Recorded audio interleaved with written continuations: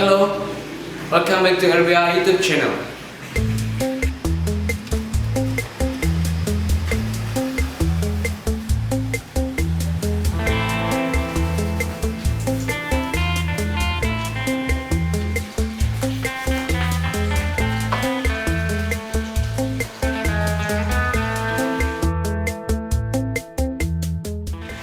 Assalamualaikum teman-teman, kembali lagi bersama saya Zidan. Dan kali ini aku akan membahas tentang Hari Pramuka. Kayaknya banyak yang nggak tahu ya, kalau di bulan Agustus ini ada peringatan Hari Pramuka. Nah, berbicara tentang Hari Pramuka, satu kata yang dapat menggambarkan Hari Pramuka itu apa ya? Mandiri, Membantu, Kak. disiplin. Keren. Spesial, Kak. Nah, tadi itu satu kata tentang Hari Pramuka. Dan sebenarnya Pramuka itu apa sih? Pramuka itu secara kepanjangan, Kak, ya. Pramuka itu Praja Muda Karana, di mana di situ terdapat sekumpulan pemuda yang siap berkarya dimanapun dia berada, dimanapun dia ditempatkan. Ini diambil dari filosofi tunas kelapa yang menjadi lambang pramuka itu sendiri. Pohon kelapa sendiri itu kan bisa bermanfaat, mulai dari daunnya, pohonnya, buahnya, sampai akar-akarnya pun bisa digunakan. Nah, untuk tunas kelapanya sendiri itu pun melambangkan kita itu dapat hidup dimanapun kita ditempatkan, karena tunas kelapa sendiri bisa hidup entah itu di tanah yang gersang, tanah yang subur, tanah yang segala macam lah, Kak. Jadi intinya pramuka itu orang pemuda ya, pemuda yang siap berkarya dimanapun dan dimanapun dia ditempatkan, yang tentunya dalam hitungan detik. Oke, itu ya tadi teman-teman apa yang disampaikan oleh Kak Rama tentang pramuka. Dan akhirnya muncul pertanyaan baru. Bagaimana cerita pramuka itu bisa masuk ke Indonesia? Bagaimana sih prosesnya? Nah, ini ceritanya. Itu awalnya dari Bapak Baden Powell. Nah, itu kan kita kenal sebagai Bapak Pandu Dunia. Nah, si Pak Baden Powell ini dia bikin organisasi panduan, dan itu kayak udah tersebar di berbagai negara. Nah, itu termasuk ke Belanda. Waktu penjajahan masuklah itu gerakan kepanduannya ke Indonesia.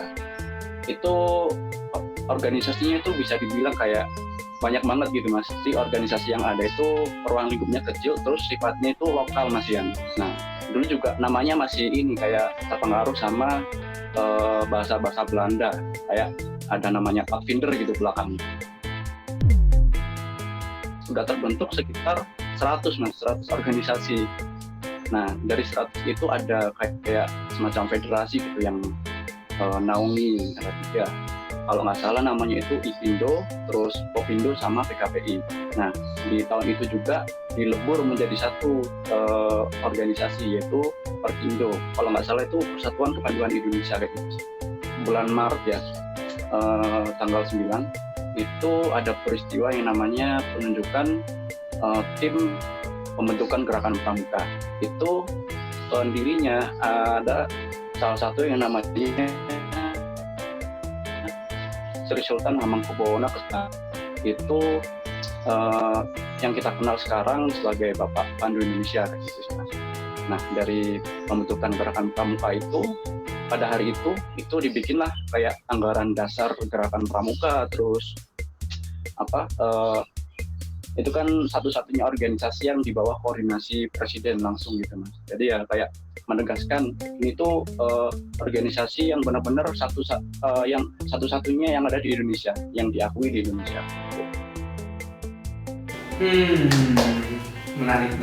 Oke. Gitu ya teman-teman, menarik ya. Cerita tentang atau proses tentang pramuka masuk ke Indonesia itu seperti apa. Dan sebenarnya ada nggak sih hubungan antara pramuka dengan kehidupan kita sehari-hari, atau mungkin pramuka dengan pemberdayaan masyarakat atau kegiatan sosial gitu ya? Ada nggak ya? relevan gitu sih. Itu kan pramuka itu organisasi ya Kak, kalau misalnya di sekolah, terutama di SMA, itu kita langsung terjun ke masyarakatnya kan. Jadi di sana kita belajar tentang bagaimana menghadapi masyarakat, bagaimana kita berbicara dengan masyarakat yang notabene itu memiliki sifat yang berbeda-beda gitu. Terus kita juga di situ pasti dapat masalah dong Kak, dan di situ kita belajar problem solving sih. Di pramuka sendiri itu ada Trisatya dan Dasadharma. Trisatya itu adalah janji seorang pramuka. Dahulu kala Trisatya ini menjadi standar karakter di lingkungan masyarakat. Karena Trisatya sendiri itu terdapat bagaimana sih tatanan kita menata hubungan dengan dirinya dengan Tuhan, atau disebut dengan tata salira atau menata hubungan dirinya dengan masyarakat, atau disebut dengan tata negara, dan satu lagi menata hubungan dirinya dengan dunia lain gitu, disebut tata buana. Nah dulu Trisatya itu menjadi standar karakter untuk bangkitnya peradaban gitu. Akhirnya gimana budaya gotong royongnya, terus kegiatan religiusnya, pokoknya segala hal yang baik-baik itu dulu sangat-sangat kentara sekali gitu. Nah sekarang di era milenial pun hal itu akan tetap bisa kita lakukan sampai saat ini, apalagi dari Trisatya itu kan ternyata terakhirnya menepati Dasadharma. Ya relevansinya sangat erat ya, karena kalau kita ingat lagi Dasadharma Pramuka, setelah takut pada Tuhan Yang Maha Esa, itu yang kedua itu adalah cinta alam dan kasih sayang sesama manusia. Dimana ini kasih sayang sesama manusia itu sangat erat sekali kaitannya dengan kebudayaan masyarakat. Dan kalau kita lihat lagi Dasadharma ketiga sampai dengan Dasadharma yang ke-10 itu tidak lepas dari masyarakat. Dalam hal ini adalah orang lain, orang di sekitar kita itu tidak pernah lepas. Jadi pramuka dan pemberdayaan masyarakat itu satu jalan. Wah, speechless ya. Dan itu pembelajaran banget sih, ternyata ada relevansi pramuka dengan kehidupan kita sehari-hari dan relevansi pramuka dengan pemberdayaan masyarakat atau kegiatan sosial gitu. Nah, aku mau kasih lagi cerita tentang karya-karya pemuda pramuka. Buat karya-karya itu kita itu lebih ke masyarakat. Kita tuh pernah kayak ngasihin orang yang di pinggir jalan, waktu malam-malam itu kayak ngasih makanan gitu. Jadi event-event kita itu ada yang sosial, ada yang membuat lomba buat tingkat penggalang gitu. Ya tahun kemarin saya juga sempat ikut lomba video kreatif gitu di UIN Jakarta. Itu juga kami dari tim itu 5 orang kayak mewakili UP buat ikut lomba kayak gitu.